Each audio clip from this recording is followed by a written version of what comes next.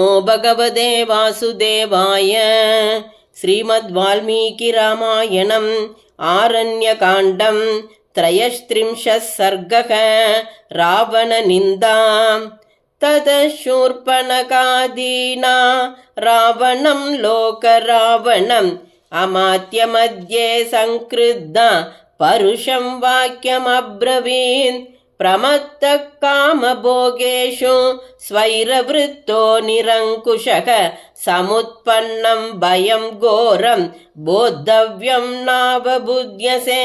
सक्तं ग्राम्येषु भोगेषु कामवृत्तं महीपतिं लुब्धं न बहुमन्यन्ते। श्मशानाग्निमिव प्रजाः स्वयं कार्याणि यः काले नानुतिष्ठति पार्थिवः स तु वै सह राज्येन तैश्च कार्यैर्विनश्यति। अयुक्तचारं दुर्दर्शम् अस्वाधीनं नराधिपं वर्जयन्ति नरा दूराद् नदीपङ्गमिव द्विपाः। येन रक्षन्ति विषयम् अस्वाधीना नराधिपाः तेन वृद्ध्या प्रकाशन्ते गिरयः सागरे यथा। आत्मवद्भिर्विगृह्यत्वं देवगन्धर्वदानवैः अयुक्तचारश्चपलः कथं राजा भविष्यसि। त्वं तु बालस्वभावश्च बुद्धिहीनश्च राक्षस ज्ञातव्यं तु न जानीषे कथं राजा भविष्यसि। येषां चारश्च कोशश्च नयश्च जयतां वर अस्वाधीना नरेन्द्राणां प्राकृतैस्ते जनैः समाः। यस्मात् पश्यन्ति दूरस्थान् सर्वानर्थान् नराधिपाः चारेण तस्मादुच्यन्ते राजानो दीर्घचक्षुषः। अयुक्तचारं मन्ये त्वां प्राकृतैः सशिवैर्वृतं स्वजनं तु जनस्थानं हतं यो नावबुध्यसे। 14,000 रक्षसां क्रूरकर्मणां हतान् एकेन रामेण करच्च सह दूषणः। ऋषीणामभयं दत्तं कृतक्षेमाच्च दण्डकाः दर्शितं च जनस्थानं रामेणाक्लिष्टकर्मणां। त्वं तु लुब्धप्रमत्तश्च पराधीनश्च रावण विषये स्वे समुत्पन्नं भयं यो नावबुध्यसे। धिष्णमल्पप्रदातारं प्रमत्तं गर्भितं शठं व्यसने सर्वभूतानि नाभिधावन्ति पार्थिवम्।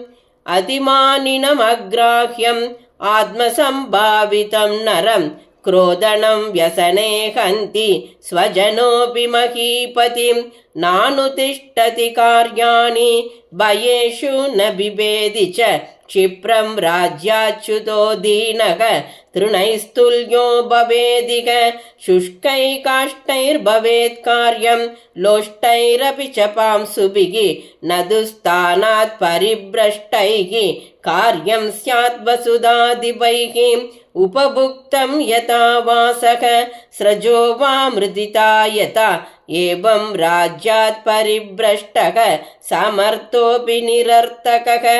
अप्रमत्तश्च यो राजा सर्वज्ञो विजितेन्द्रियः कृतज्ञो धर्मशीलश्च स राजा तिष्ठते चिरं।